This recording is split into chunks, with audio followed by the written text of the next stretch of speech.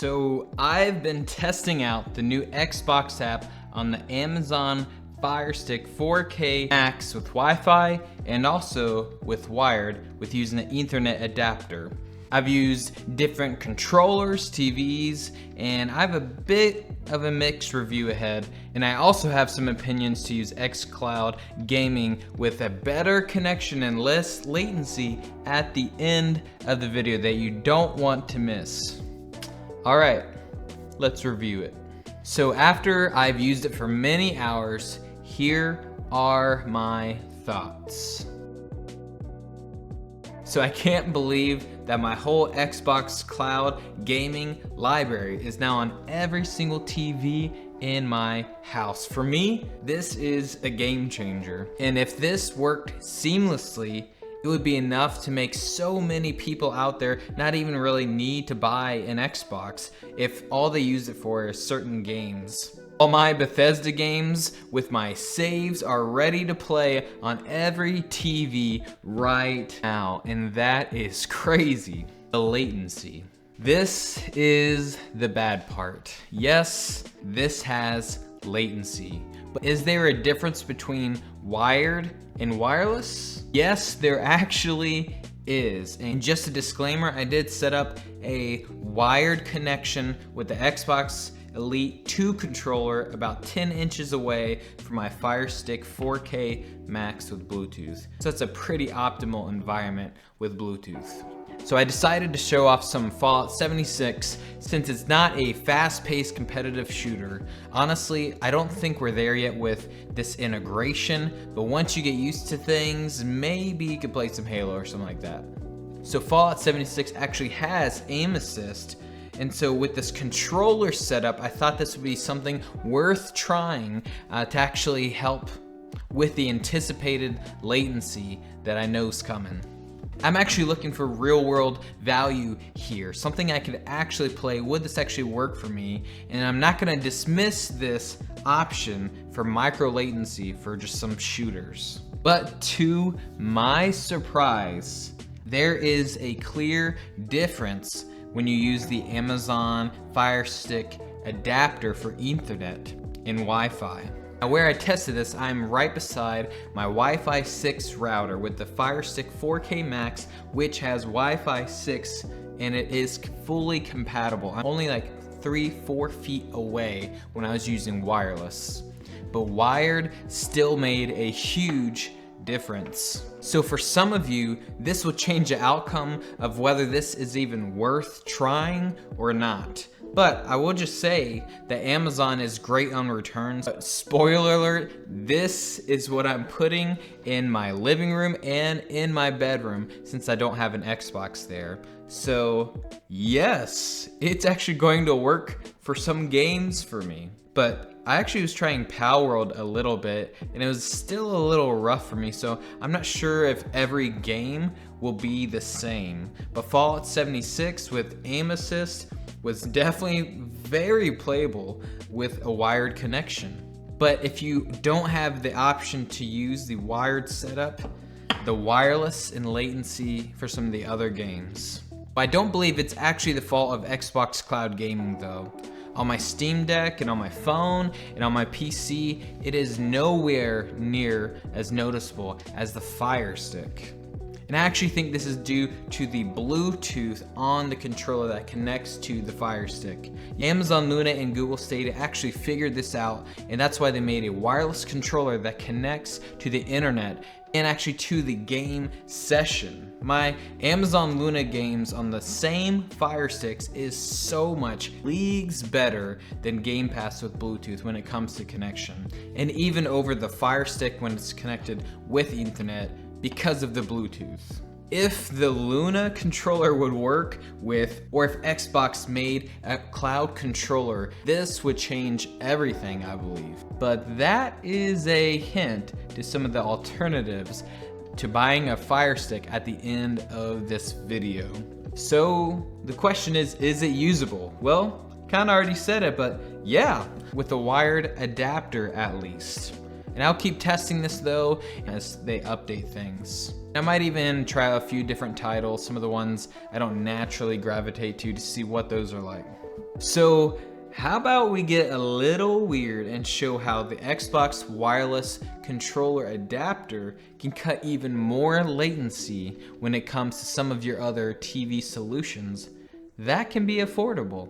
All right, now let me tell you a few different ways you can also get to xCloud with a little bit better latency. And actually, the main key to all of this is this little guy. So this is the Xbox wireless adapter. And pretty much this is made for Windows. So you plug this in and has a little sync button at the back that you just click and hold. And then you click and hold your sync button on your wireless controller. And then they're synced just like using your Xbox. And it's not over Bluetooth, so it's really good latency, if hardly any that you could tell. And this is actually the way I use to play on my PC all the time.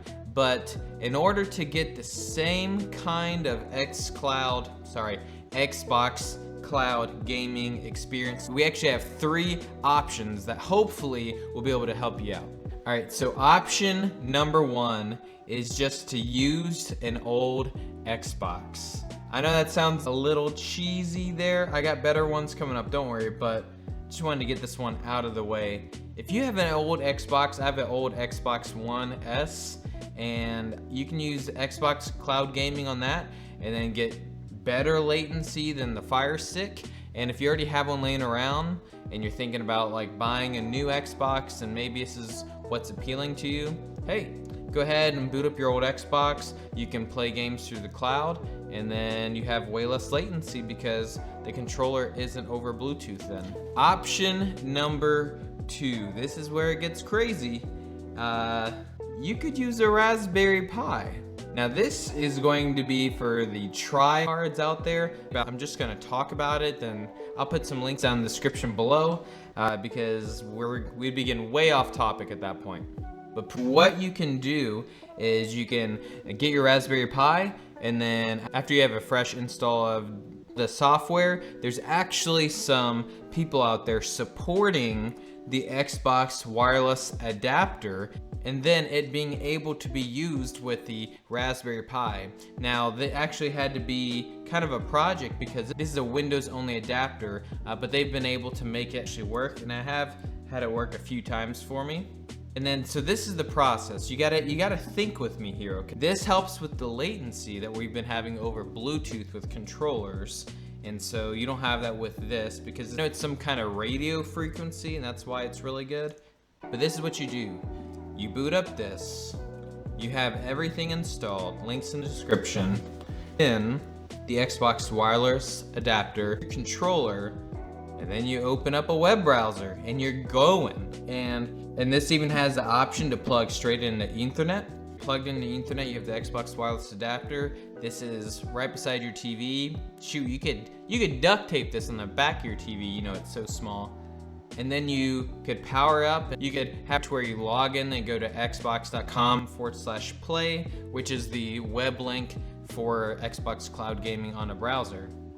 And then you're good to go. That's a little bit of a crazy one. This is even a Raspberry Pi 3. So you could pick this up for probably like 20 bucks or less. And that's actually cheaper than a Fire Stick. So not as convenient, would definitely say that, but I'm giving you guys some crazy options. And then the last option is the one I actually would use because I just have it.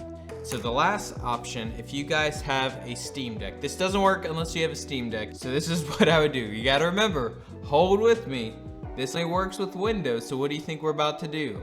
And so I actually already have Windows on an SD card for my Steam Deck. Links in the description below for that project. I already have the Xbox app in there, and that's actually why I have Windows on an SD card anyway, is to actually play some Xbox games I've downloaded that didn't want to play in the cloud. And then you can just open up the Xbox app on Windows, plug this in if you have a dock or anything like that.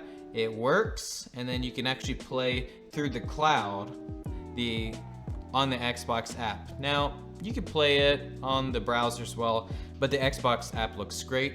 And then you have this working, so no Bluetooth. This is working over the same frequency that your Xbox does.